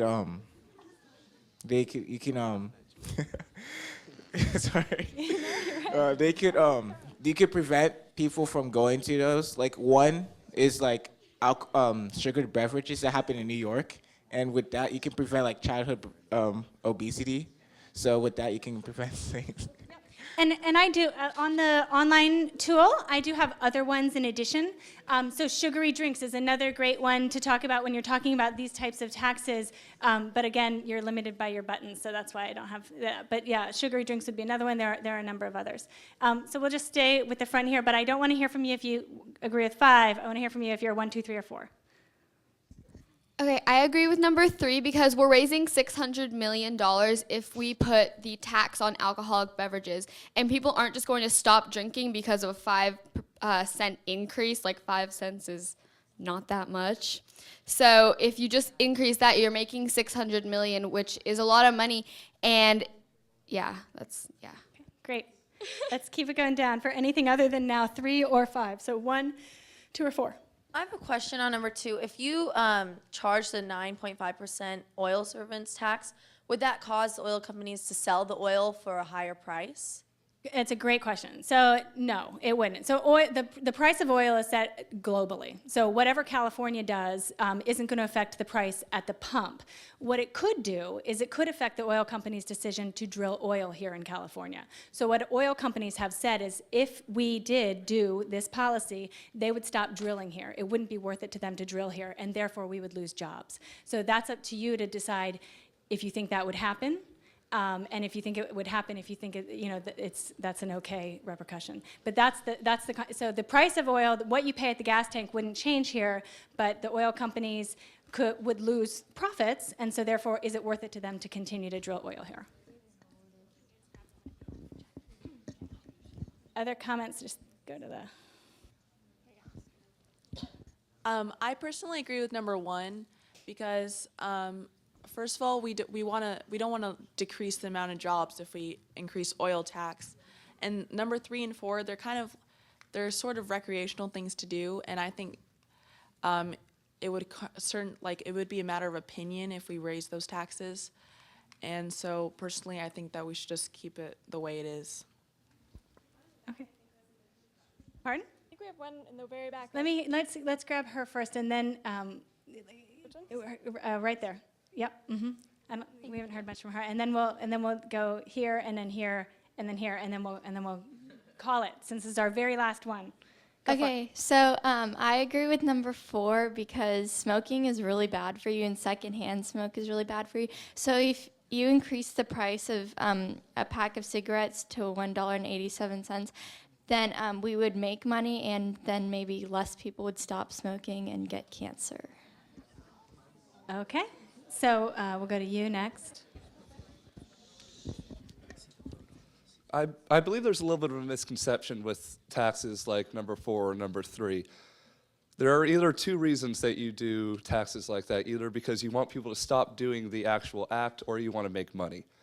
Now, $1 on a pack of cigarettes is enough to make a good amount of money, but not quite enough to stop them from smoking. So like what you just said, it won't stop them from smoking, but it won't really make them a ton of money. So what you want to do is either decide tax it a lot so they stop smoking, or you tax it just enough so that it's not almost disguised, almost, I don't want to say disguised, but almost that it kind of passes under the radar so that you make a lot more money. I don't know. I just feel like there's a lot more that you can look at when you look at these sin taxes, and it's really interesting.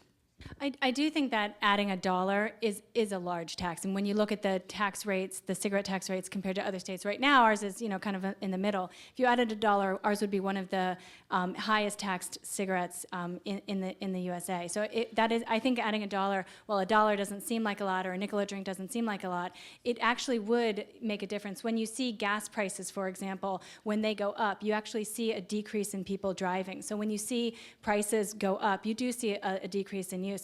I think the thing to think about with these taxes, though, are that if you have a lower income population, are they going to stop using them, or are they going to then have to pay more and then have less money than they had in the first place? And for me, that's, I think, one of the biggest questions with these taxes, is that they do affect lower income populations much more so than they do upper income populations that can potentially afford the extra $1 per pack.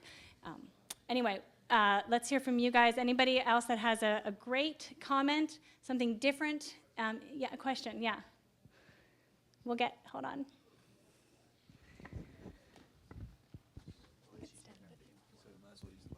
I just have a question. If the percent or the amount of revenue that we would make, is it including the decrease in service? Yes. So like, for the alcoholic beverage, is it income including the fact that it might happen that people buy less alcohol, or for the cigarettes, is the 700 million, is it including the fact that maybe people are going to buy less cigarettes, so we're not going to make as much money? We're including the fact that the people that use these products is going to go down. What we don't include is the health costs that are going to get reduced, or the other costs that are going to be reduced as a result of these, which absolutely is an argument for doing these choices. So those are not included here because it'd be too difficult to come up with. But we do kind of factor in the fact that there will be less people using these products. Thank you. You're welcome. So we'll have a last comment, and then we'll vote, and this is our last one. You guys have done awesome. The last word.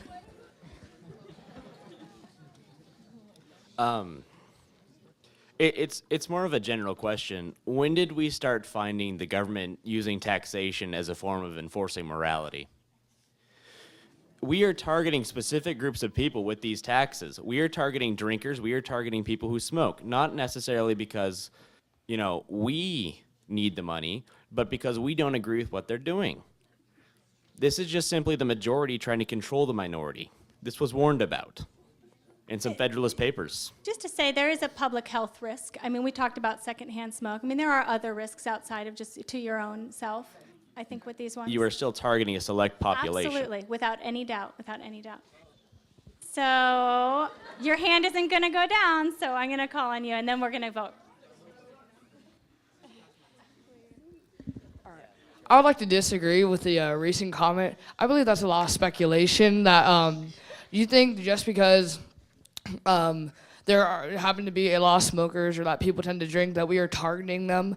I mean, just because you happen to have, say, a beer a week doesn't mean we're targeting someone as a drinker. That just means we're trying to find a way to increase revenue for the state so that we have a surplus amount of money that can go to specific programs or organizations that really need it. This just happened. These items happen to be something that is widely used in California. So if we're putting a tax on them, we're not necessarily hurting those who do smoke or do drink. We're just, I guess you could say, benefiting from the fact that this is something that they tend to do, but we're not targeting them specifically. Okay, so with that, we are going to vote on other taxes. So you're going to vote, if you haven't voted already, you're going to vote number 1 to not raise any of these taxes. You're going to vote number 2 for the oil severance tax, 3 for the alcohol tax, 4 for the cigarette tax, or 5 for all of the above. So please vote now if you haven't already.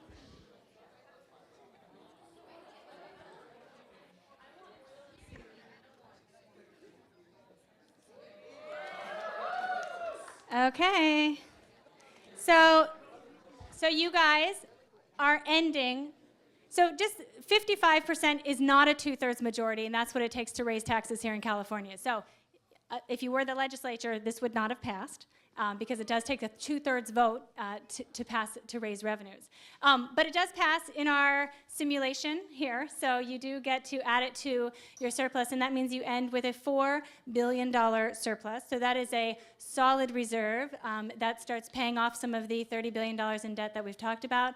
And you guys have done a great job with amazing, excellent, very smart comments. I really appreciate all of the discussion. So thank you. Great work.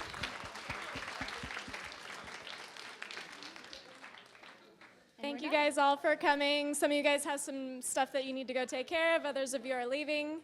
Give yourselves a round of applause because this was amazing. You guys did awesome.